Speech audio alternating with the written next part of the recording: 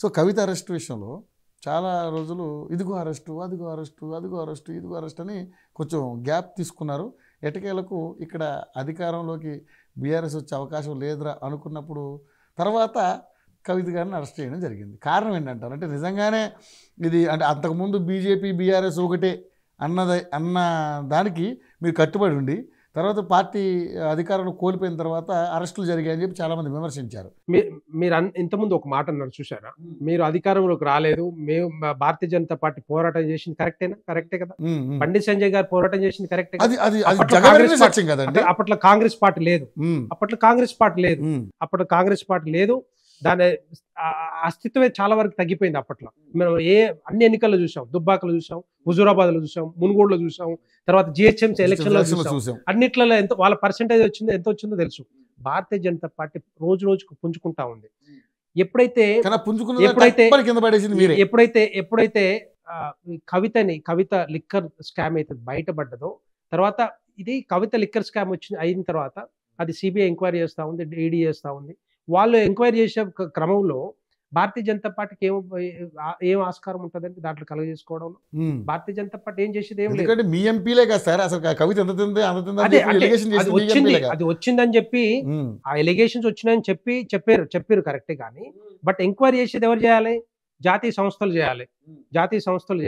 So ఆ చేసే క్రమంలో వాళ్ళే ఎవరైతే చేస్తా ఉన్నారో ఈడీ కానీ వాళ్ళ ఎవిడెన్స్ ఏదైతే ఉన్నదో కవితకి అగెనిస్ట్ గా ఆ ఎవిడెన్స్ అంతా కూడా కలెక్ట్ చేస్తూ ఉన్నారు. సో ఎన్ని రోజుల నుంచి కలెక్ట్ చేసిన తర్వాత ఎక్కడైతే స్ట్రాంగ్ ఎవిడెన్స్ దొరికిందో అప్పుడు అరెస్ట్ చేశారు. తప్పే ఉంది అక్కడ? దానికి టైం పట్టొచ్చు, కొంత టైం పట్టింది.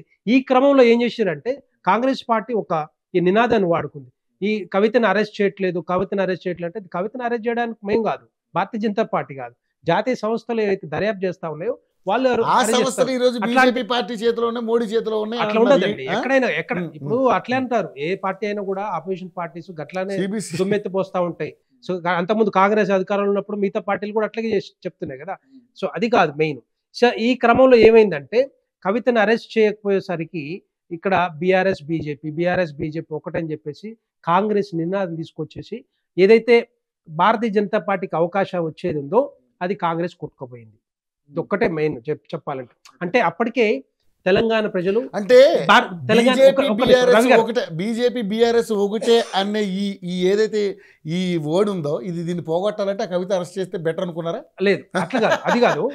అయితే అది దర్యాప్తు సంస్థలు చేసినాయి, స్ట్రాంగ్ ఎవిడెన్స్ వచ్చిన తర్వాత అరెస్ట్ చేసి తీసుకెళ్లి జైల్లో పెట్టింది, అదంతా అయిపోయింది. కానీ వీళ్ళు ఏం చేశారంటే కొంత టైం, ఇప్పుడు ఈ టైం గ్యాప్ లో ఎలక్షన్లు వచ్చినాయి డిసెంబర్లో.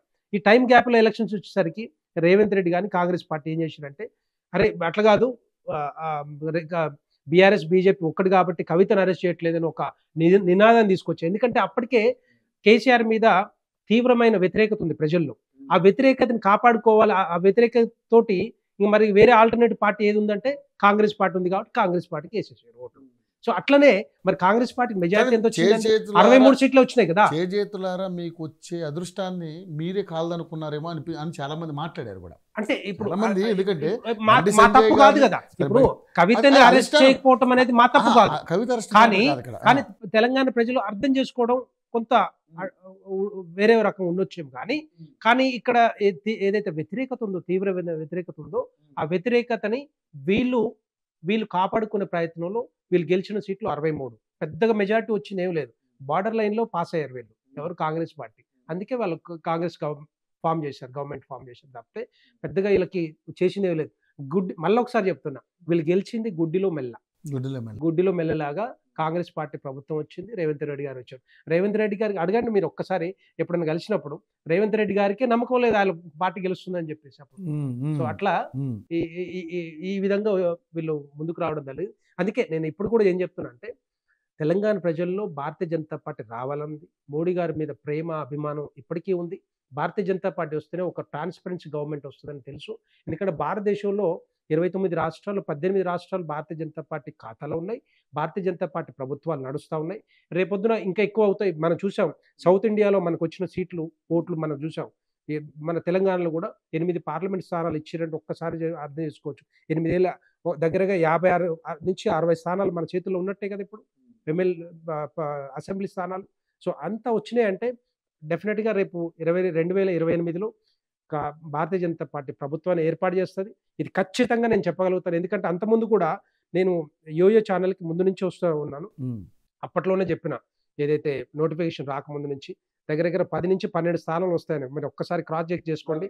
దాంట్లో 2-3 స్థానాలు కొన్ని మిస్టేక్స్ వల్ల పోయినాయి కానీ బట్ 8 స్థానాలు అయితే పక్కాగా వచ్చినాయి. అది మాత్రం ఖచ్చితంగా చెప్పానప్పుడు. ఇప్పుడు కూడా నేను చెప్తా ఉన్నాను. సో అది రేపొద్దున 2028కి మరి భారతీయ జనతా పార్టీ రెడీగా, భారతీయ జనతా పార్టీకి తెలంగాణ ప్రజలందరూ కూడా రెడీగా ఉన్నారు, పట్టం కట్టడానికి రెడీగా ఉన్నారు. దీంట్లో ఎవరికి డౌట్ ఉండాల్సిన పరిస్థితి లేదు. ఎందుకంటే ఒకటి ట్రాన్స్పరెంట్గా ఉండడం గవర్నమెంట్, తర్వాత